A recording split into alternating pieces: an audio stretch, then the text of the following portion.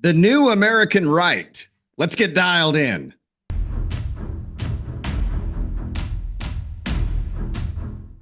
Hello and welcome to Texas Talkin, where sanity still has a pulse and the truth doesn't come with a trigger warning. I'm your host, Shiloh Platts, and tonight we're sitting down with a man who's got the guts of a grizzly bear and the charm of a Texas oil baron pouring you a whiskey. His name is Mark Ivanyo, and he's the Houston attorney leading a little something called Republicans for National Renewal. Buckle up, Texas. This isn't your average GOP snooze fest. While the old Republican guard is busy getting lectured at Aspen Institute cocktail parties, there's a new force rising not only in Texas, but throughout the nation. This is a movement with teeth. It's among the most exciting things to happen to the GOP since Trump rode down the escalator and made Jeb Bush question all of his life choices. Now, let's set the scene. Mark Ivanyo, sharp suit, sharper mind, cut his chops in the Trump Justice Department. He's not some beltway bureaucrat who thinks conservatism means tax breaks for yacht owners and a polite nod to the Chamber of Commerce. No. This guy's out there hosting CPAC cage fights. Figuratively, of course, though I'd pay good money to see him body slam a lobbyist or two. He's writing op-eds that hit harder than a linebacker on 4th and goal, and he's rallying a crew of Republicans who actually remember what the word patriot means. It's beautiful. It's chaotic. It's like watching a bald eagle soar over a dumpster fire, and frankly, I can't look away. Meanwhile, the left and the ruling class, they're in full meltdown mode. Mark Ivanyo's too loud, too brash. He's upsetting our vegan yoga retreat vibes. You can practically hear them sobbing into their oat milk lattes as they clutch their copies of the Texas Tribune like it's a security blanket. He's a populist, they wail. Yeah, genius. That's the point. While they're busy banning plastic straws and turning school libraries into gender studies seminars, Mark's over here saying, hey, how about we focus on jobs, borders, and not letting big tech turn us into drones? Somebody call the thought police. This man's got ideas. And this Republicans for National Renewal gig, catchy name, right? Rolls off the tongue like sweet tea or Second Amendment. Well, it's not just a rebrand, folks. It's a resurrection. Think of the old GOP as a stuffy, dusty country club where the waiters call you sir while slipping the bill and the middle finger to the middle class.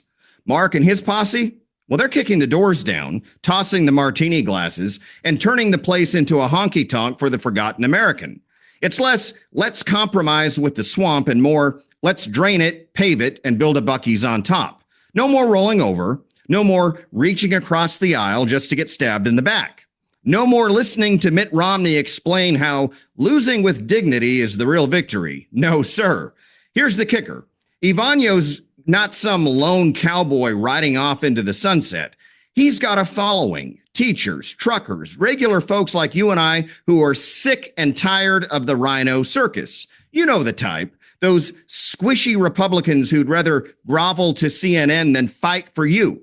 Republicans for National Renewal is the antidote.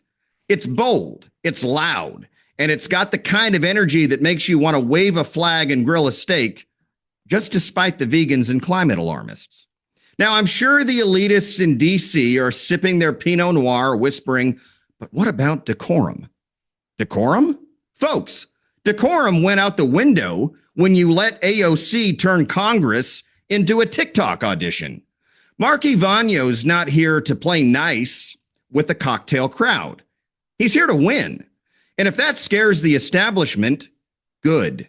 They should be scared because Ivanyo isn't reading from the old GOP rule book, because that rule book was written by people who love losing.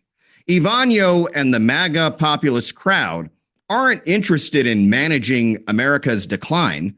We're interested in something far more extreme, fixing it. America first, real economic nationalism, and standing up to the corporate sellouts and foreign interests that have been running this country into the ground for decades. Republicans for National Renewal are showing us the GOP doesn't have to be a retirement home for spineless cowards. This organization is a 3-alarm fire of American grit, and I'm all in. No more Republicans who talk tough on the campaign trail and then turn into mush the second MSNBC or Karl Rove calls them problematic.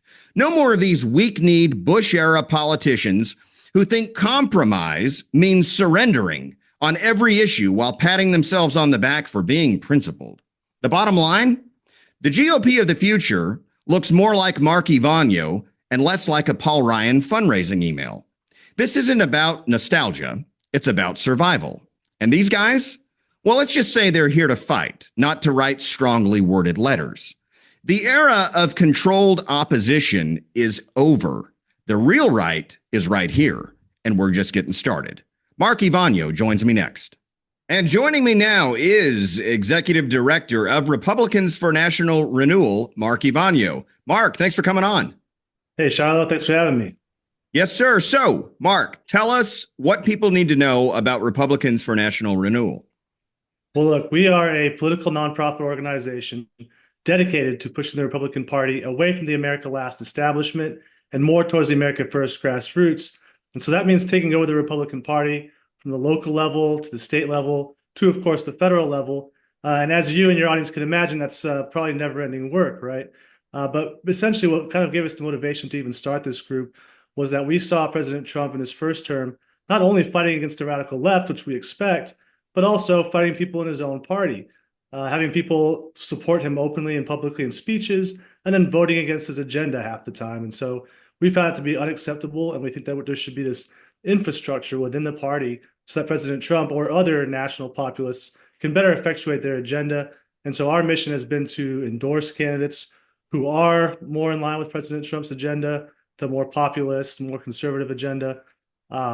We've hosted events to promote those candidates. And we've also taken advice from the grassroots and feedback, gotten what the grassroots truly wants. And we help promote it. We also give tools to the local GOP parties, resolutions that they can promote to weed out the rhinos, the establishment types. And so, like I said, it's a never-ending mission. But frankly, we want to kind of build the Republican Party into a new party, a party of the people once again, renew it, so to speak. And that's essentially our domestic mission. We also have an international mission, which has become more on the forefront, that we've seen President Trump become friends with Prime Minister Viktor Orban in Hungary, for example. Taking on the globalists. Right, exactly. Javier Milei in Argentina, Bukele in El Salvador. And so I think this kind of global cooperation is needed if we're ever going to be on the attack against the globalists, instead of always being on the defense and trying to see what we can do to stop them from attacking us. How about we go on the attack and start putting them on the defense? Well, let's talk about that populist agenda for just a moment. What are some of the key issues that Republicans for National Renewal advocate for? So we advocate for strong, secure borders, first and foremost. We advocate for more of an isolationist policy. And I wouldn't say isolationist in that we can't be involved in anything abroad, but more that it has to have some kind of benefit for the American people. And so, yeah, common sense, right? But we haven't been doing that. And so that's a big thing that, if we're going to be spending money somewhere, maybe we should get something back in return. Also, maybe it's okay that the government is for the people and takes care of the people. So instead of sending $200 billion to Ukraine, for example, maybe we can get some better roads. Maybe we get some nicer buildings. And hey, maybe let's not get entangled in the quicksand of the Middle East and these foreign wars that do nothing to help the American people, right? Right, exactly. Things that the average American has been wanting for a long time but hasn't gotten. Also on censorship, conservatives are censored all the time. I'm sure you've probably faced some censorship, or at least been shadow banned in some way. I know I have. I know Republicans for National Renewal has definitely been shadow banned. At the very least, we've been banned from Instagram twice now. And so that's also the thing that's in the forefront, is that they're really aggressive in trying to silence us. Now it's a little better on X, as you and your audience probably knows, but we still have a long ways to go. And so we certainly stand against that kind of censorship. Also, we're strong on pro-family, pro-Christian values. We believe that America is still a Christian nation. The number is dwindling a little bit, unfortunately, but we should continue to promote Christianity and the family, anti-abortion. Also, we're in favor of cryptocurrency. We think Bitcoin is a stable currency and not really subject to manipulation by the globalists or other governments. And so we're all in support of that. The American dollar has been weakened. Hopefully, we can get strong again. But cryptocurrency, specifically Bitcoin, is a lot like gold in that it kind of retains its value in a lot of ways and can't really easily be manipulated. So that's some of the things. Our website, we have a lot more things, but like I said, it's part of the Renewing the Republican Party is kind of weeding out the rhinos in your local GOP, and that's where it starts, really. I'm going to ask you about that in a minute. That's exactly what affects you is what's local, what's around you, and then maybe your state, but federal stuff doesn't really affect you as much as people might think. So many people are detached or uninformed when it comes to local politics. And I always say, I try and beat this drum as often as I can on this program. Local politics truly matter more because it affects you more directly and you have more of a direct influence on your local elected officials. I want to ask you, do you see this sort of nationalist populist movement as the new wing and winning brand of the Republican Party? And if so, why? Yeah, I do. And, I go abroad and people, especially in Europe, they have, 5, 7, 8 different parties, and they say we only have 2. And I explain to them, well, we technically have 2, but actually, if you think about it, we have maybe 4 or 5. We have Libertarian, Establishment Republican, National Populist Republican, Establishment Democrat, and then Bernie Sanders type leftist commie. Marxists. And yeah, exactly. So about 5 or so is what we actually have. It's just on paper we have 2 that are viable parties. Such a smart point. Yeah, and so I think that the national populist wing is winning now. We used to be a very small minority. I think back in 2016, maybe there was a handful of members of Congress who fully supported President Trump's agenda. I mean, he did get plenty of votes for his agenda, but if you could look at like the core MAGA group of congressmen, you probably had about 5 or 6. Now, I think we're probably closer to 20, 25, and it's my understanding that next election we'll probably have even more. And so I think it's taking over. It's inevitable. The people have woken up to it. It used to be that we had to choose, George W. Bush or Mitt Romney. And we just said, well, he's not as communist as the other guy. He's Republican. He says he's Christian. So I think we'll vote for him. But now that we have a much better option, I think that's kind of going to be the way of the future. And even after Trump is gone, someone else is going to take his place, some other national populist. The grassroots is not going to forget. And so we're always going to have our person. And maybe a rhino gets in there every now and then. We're not happy with it, and we do our best to get them out of there. But I think we're going to see the trend continue more towards national populism. And perhaps the next election or the one after will have maybe 50% of members of Congress who are solid MAGA national populists. Let's talk about that for just a minute, kind of where the rubber meets the road. What is the best way to finish weeding out these weak losers of the old guard GOP? Well, that's a great question because it's one that, probably has a lot of different answers, depending on what state you're in, what election. Let's drill down right here to the great state of Texas. Well, Texas is, I tell people it's a rhino stronghold. We're considered a red state, right? But rhino red, not really true conservative. I mean, we have drag shows in Dallas. We have drag shows in Houston. It's insane. I would never imagine. I thought Texas would be the last place for that to happen, but actually, it's kind of popular in these big cities.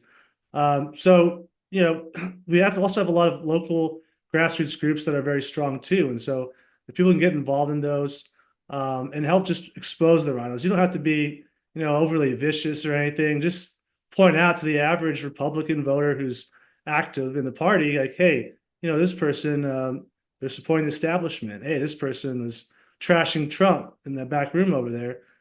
Just general things like that. Once people are aware, and I know there's sometimes, people say, well, everyone's being called a rhino and there's a lot of drama involved with that. But basically see how they vote too, though, because anyone can say anything. What really matters is what you're putting your name into. What are you voting on? And so that's why the resolutions are so important. If you can propose certain resolutions, such as, we support President Trump's agenda to secure the border or to deport mass deportations, for example, and someone says, I don't want to vote on that, or I'm going to vote no, there you have it. And let the cards fall where they will. People can say everything they want, but look at their actions. And I think that's the key there there's usually a lot of drama in these small groups, but what it really comes down to is how they're voting. Where do they put their name to? Don't look through the smoke, look past the smoke and look at the votes. Amen. So where can my viewers go if they want to learn more about Republicans for National Renewal and perhaps even get involved? Sure. So unfortunately, like I said, we've been banned from Instagram, but we do have an affiliate. Hey, I've been permanently banned from TikTok, so I know how it goes. That's a badge of honor. Yes, sir. So, but we do have an affiliate group called We the Precinct on Instagram. And then we have an X at RN Renewal. I'm on there as well, Mark Ivanyo. Those are the main places. I believe we do have a Truth Social, Republicans for National Renewal on there, and also a Facebook. But the biggest one is probably the X one, and then We the Precinct on Instagram. Okay. Well, Mark, I want to thank you for taking some time to come on and introduce our viewers to your organization. Best of luck to you. May God bless you, sir, and may God continue to bless the great state of Texas. Thank you for helping us keep Texas talking. My pleasure, Shiloh. Thank you for having me. Yes, sir. Stay dialed in to interviews and content just like this by clicking that follow button on my Facebook page, or hit the subscribe button to learn more about exclusive access that you won't want to miss.